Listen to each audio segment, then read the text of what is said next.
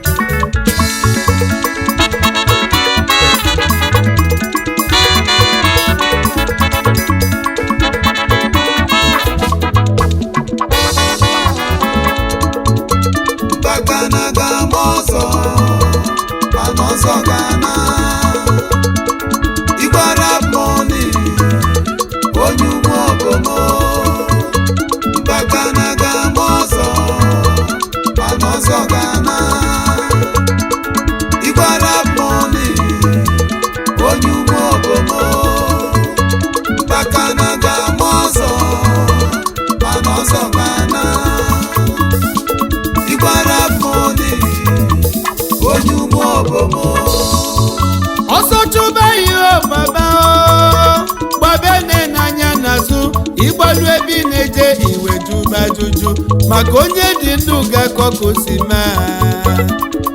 ọsọ ndụ agwụ ike mpempe ndụ ka mpempe ọnwụ mma onye nze nwa m obi n'ogidi eji maka ịkọsi ụmụ obom wee bịa onwe n'odogwu a na-agba Ifeanyị Igwe onye ụmụ obom Igwe Arab Money odogwu jelu Filipin wee bulike ife onye nwere ego ka ọ na-eli ego ọ dịkọtara afụfụ wee kpata ego ọkọlụ ga afụfụ ọtalụ ọkọlụ ga ifọfụlụ n'ụzọ Ifeanyị gụsịrị akwụkwọ n'ụmụ obom wee jebe Lagos lusie Lagos gbaba mbọ ebe anwa ka ọ dị wenyaba ọkada wenyakata ọkada si n'ọkada wenyaba danfo driver ka Ifeanyị obele nwa na-agba na Lagos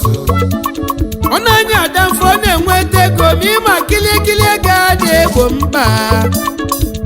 Ifeanyị wezi Lagos wee nabakwa n'ụmụ obom lusie n'ụmụ obom yọba Chukwu kozite onye nzọpụta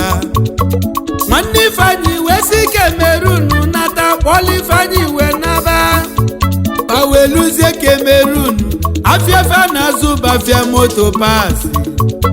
fasu katazi afia moto pasi ndị lo wee nye nwanne ya poison ọnwụọ omuo ijenu unafugo ka Ifeanyị si bido ụwa n'isi bakana ga-agba ọzọ Igwe Arab Money onye ụmụ obom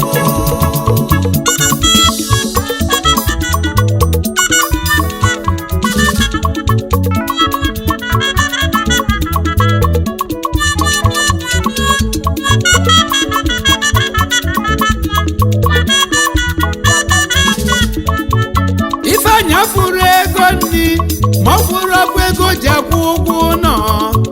o mesịrị jebite ego ka ọfụ ego ji atụghali aka ndị lowekula siri ga ya leba onye Chukwu ga-agọzi ka ọ ga-agọzi Ifeanyị wee gbaba mbọ wee metọ oyi ndị na-eme ife ego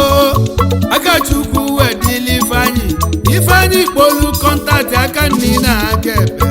Ifeanyị wee kpaba ego gbalụ ndị loyali Ifeanyị gopụ nọ ogochie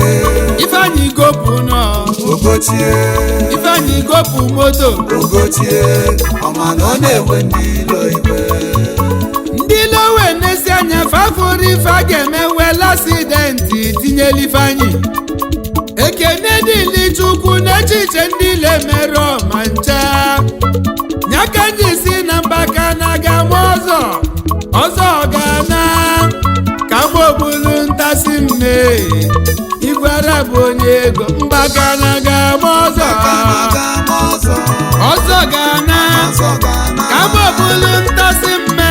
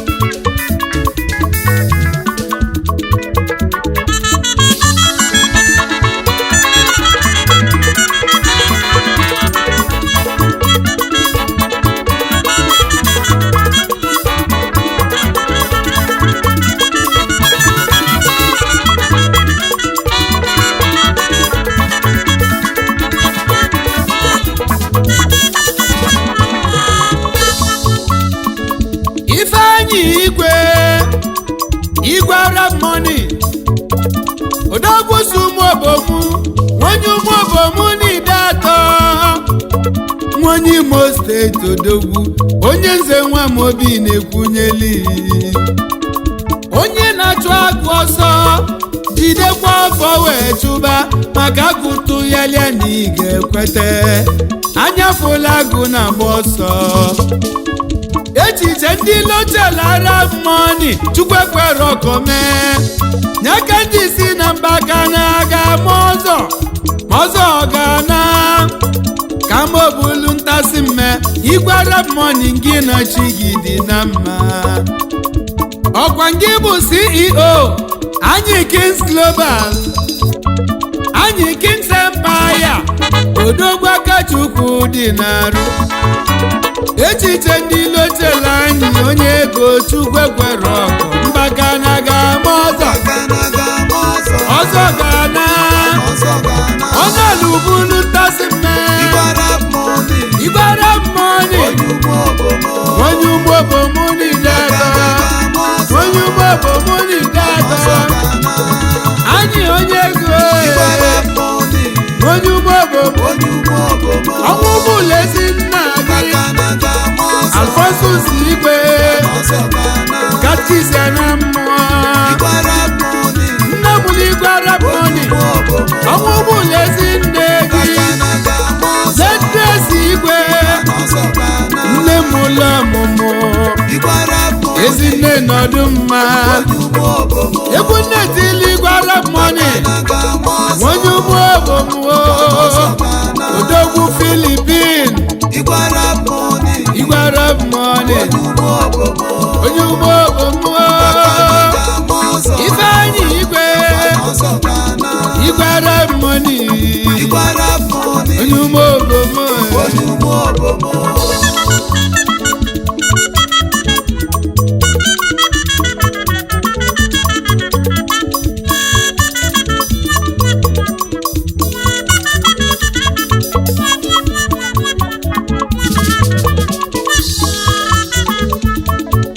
Osimuke n'odogwu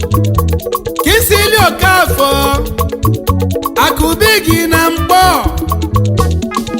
Akụmkpọ King of Voice Worldwide onye ego na-ege Akụbigi na mkpọ ọkwa gị bụ CEO Ichoke Entertainment kedị na Philippines King of Voice Nigeria Limited odogwu Ezumikolobia Akụbakụ Akụmkpọ odogwu agba ọsọ ọgụ onye nze nwa m obi na-akpọye TMT The Money Team Ikenna Kisili Ọnwụzulike nwana ya eze nwata na ya eze Oil and Gas onye Abia steeti odogwu obele nwana ya okochi eze ọ na-eme ịnyanga nwana ya eze nwata na ya eze Oil and Gas nwata na ya eze onye Abia steeti ọkwa nke bụ patron Amiable Igbo Best Friends Club International President of Abia State Unity Forum in Diaspora nwata na ya eze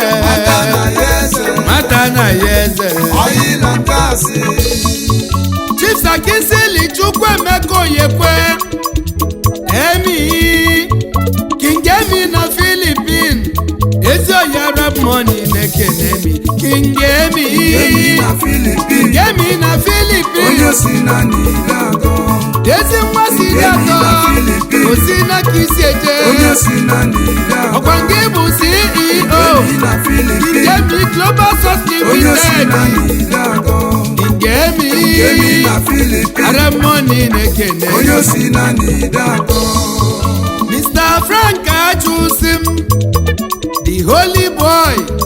ọnọdụ go one of ụmụ ogbo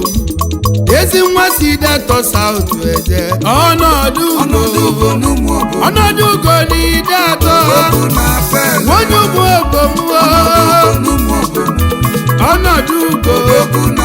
ọkwa nke bụ CEO Zubi Frank Agrotech odogwu na Brazil na Philippines ọnọdụ ugo